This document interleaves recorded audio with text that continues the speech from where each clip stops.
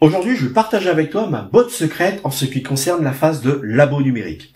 C'est vrai qu'aujourd'hui, être photographe implique de maîtriser tout un process, tout un cheminement, qui démarre de l'image que tu imagines préalablement du produit fini, c'est-à-dire le fichier tangible, retouché, optimisé, etc. Ce processus, ce cheminement est divisé en deux grandes phases. La phase prise de vue, avec laquelle on opère grâce à notre appareil photo, et la phase labo numérique, sur lequel on travaille bien sûr sur ordinateur, à l'aide de logiciels dédiés retouche photo.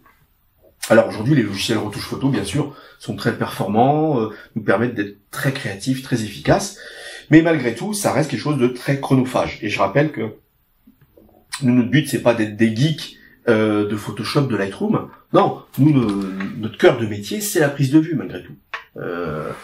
Voilà. Alors, je parle de ça parce qu'effectivement, je vois encore beaucoup sur des groupes Facebook, sur des forums, des photographes qui se vantent de passer des heures au pluriel, pour retoucher chaque image, en faisant même un marqueur d'un photographe expert et d'un photographe ou d'un photographe professionnel. Mais ça, moi, ce genre de propos, ça me fait toujours doucement rigoler, parce que ça, on voit bien que c'est des gens qui n'ont jamais été confrontés à un contexte de production. Parce que je t'assure que quand tu travailles dans une agence de communication, je sais pas, dans une rédaction d'édition quelconque, en tant que photographe freelance ou en tant que photographe salarié, tu peux pas passer des heures sur une photo, ou même des heures pour retoucher 3-4 photos. Non, c'est pas possible. Faut aller vite et de manière efficace. Alors donc c'est ça dont je veux te parler aujourd'hui, parce que gagner en efficacité sur la phase de labo numérique, pour moi, c'est stratégique. Parce que tout le temps que tu libères là-dessus, c'est du temps que tu peux te former, où tu peux développer ton sens de l'esthétisme, où tu peux faire de la photo évidemment, où tu peux développer ton réseau, où tu peux démarcher des clients potentiels si tu es dans une phase de monétisation de tes compétences. Bref, voilà, faut pas y passer 10 ans. Alors, pour mettre de l'huile dans les rouages, dans la phase de labo numérique, bien sûr, qu'est-ce qu'on a à notre disposition? On a, pour interagir avec l'interface d'un logiciel dédié tel que Lightroom, mais pas que, solution équivalente à Lightroom.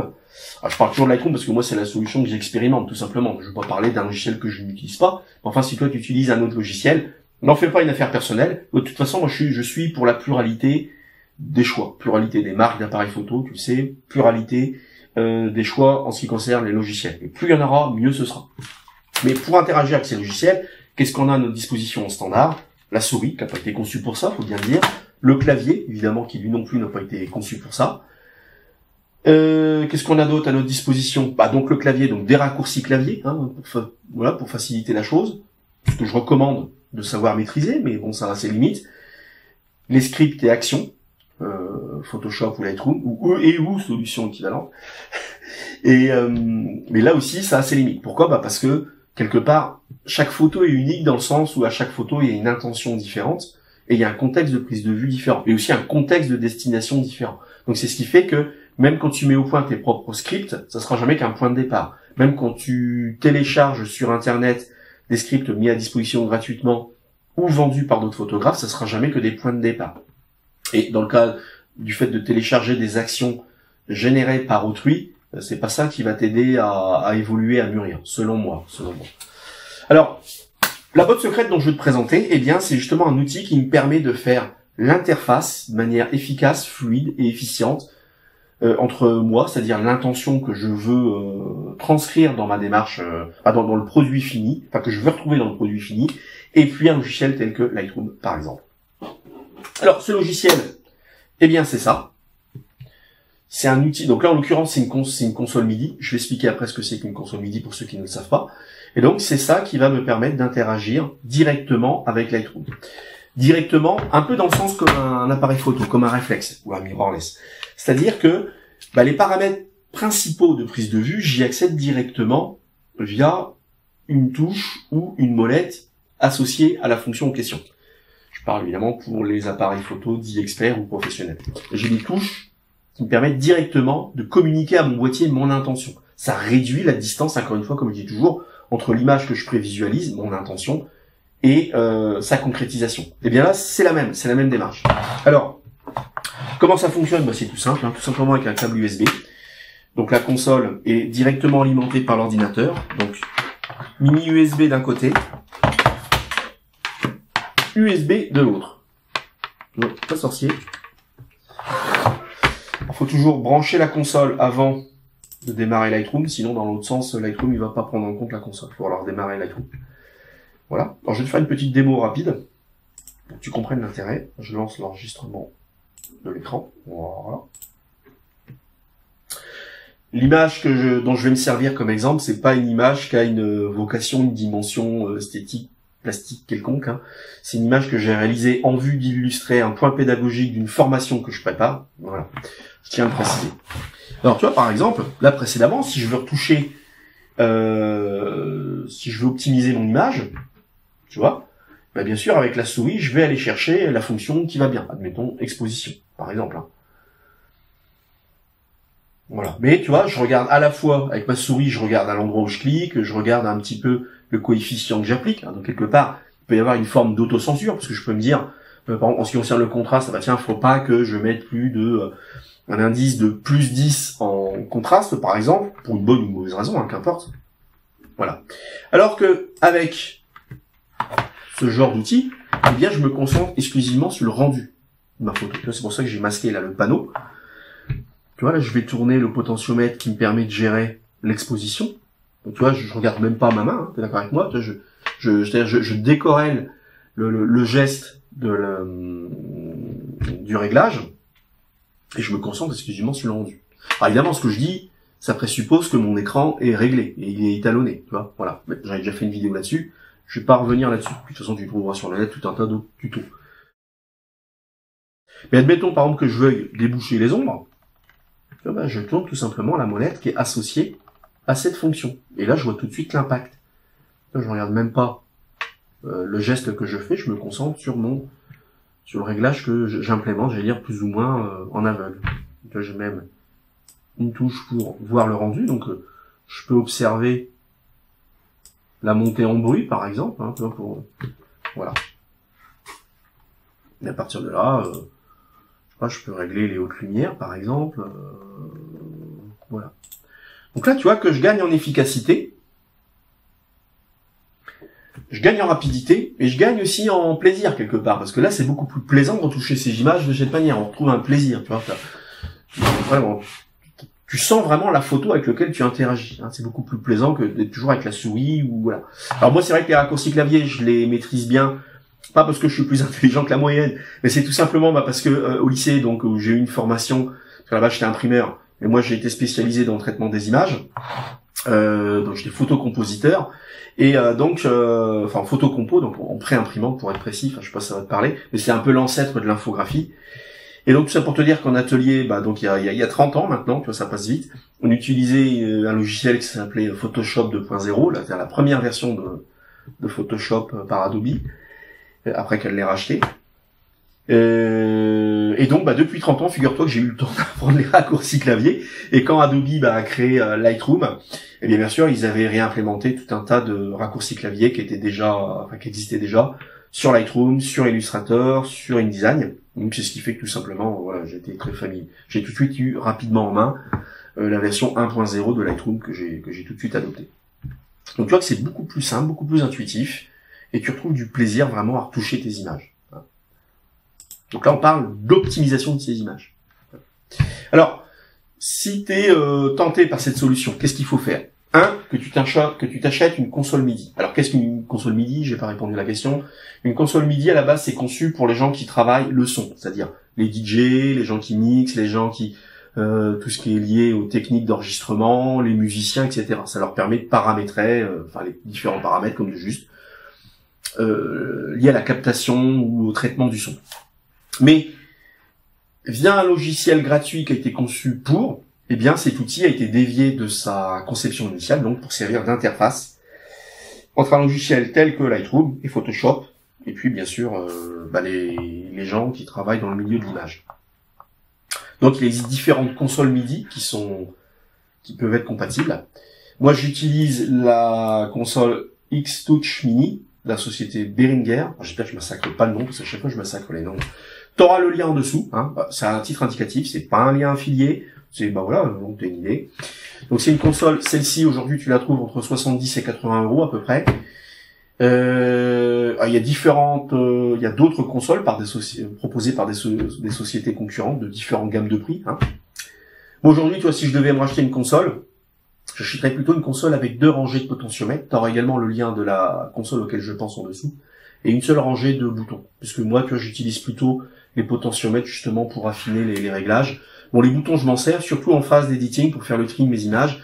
C'est pour ça que, tu vois, là en bas, là, j'ai par exemple photo précédente, photo suivante, ajout collection cible, rotation horaire, rotation anti-horaire, 1 étoile, 2 étoiles, 3 étoiles. Ça me permet comme ça de vite fait faire le tri de mes photos, éventuellement de les coller dans des collections.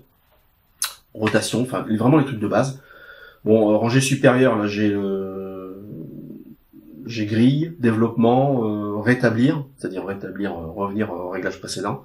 Avant-après, c'est une comparaison de versions d'une même image, copie virtuelle, modifier dans Photoshop, imprimer, exporter. Ça, c'est les fonctions de base que j'utilise tout le temps. Et là, ici, je l'ai associé à la fonction de zoomer, dézoomer. Hein.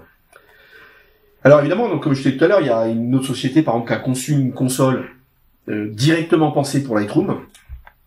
C'est la société Loopdesk, qui propose un clavier que je trouve un petit peu cher. Je crois que c'est à 50 € près, hein, c'est à 300 €. Je sais plus si c'est 250, 300 ou 350 €. Je trouve ça un petit peu cher, mais pourquoi pas. Hein. Bon, moi, je la trouve un petit peu grande, hein, et puis voilà, ça c'est un peu compact, ça va à l'essentiel. Puis, ce qui m'intéresse, c'est la façon de personnaliser le truc. Alors, je sais que sur les consoles Loopdesk, on peut le faire également, mais j'aime bien ici sur les consoles MIDI la manière dont on peut le faire. Je trouve ça mieux quelque part. Voilà, mais c'est que mon point de vue et voilà. Alors donc, tu t'achètes une console MIDI. Tu télécharges le logiciel gratuit, donc MIDI to LR. Hein, je te donnerai le lien aussi sur le site où tu peux le télécharger. Alors tu veilles bien à télécharger la version qui est compatible avec ta version de Lightroom. Si par exemple tu as Lightroom 6, donc la dernière version du logiciel Lightroom vendue avec une licence perpétuelle, faut bien veiller à télécharger la version du petit logiciel qui est compatible avec ta version de Lightroom. Hein, pareil, si tu utilises une version, admettons, craquée, j'espère qu'en disant ça, la JVI ne va pas venir défoncer ma porte d'entrée, fais bien gaffe de télécharger la bonne version de MIDI to LR. Tu télécharges le logiciel, tu l'installes bien sûr, tu l'installes comme un plugin sous Lightroom. Alors ça aussi, réfère-toi à la documentation, fais une recherche rapide sur internet, c'est très facile. Une fois installé dans Lightroom, donc tu vas faire une phase qu'on appelle le mapping, c'est-à-dire que tu vas associer chaque touche, chaque potentiomètre à une fonction qui toi te convient, hein, par rapport à, je sais pas, ta pratique, ton expérience, etc. Donc là, tu vois, par exemple, si j'appuie sur une touche, n'importe laquelle, tu vois, donc, comme elle n'a pas de fonction assignée, non assignée, alors j'en ai une tout à fait au hasard. Bon, attends, développement rapide, ou développer, tiens, je sais pas moi,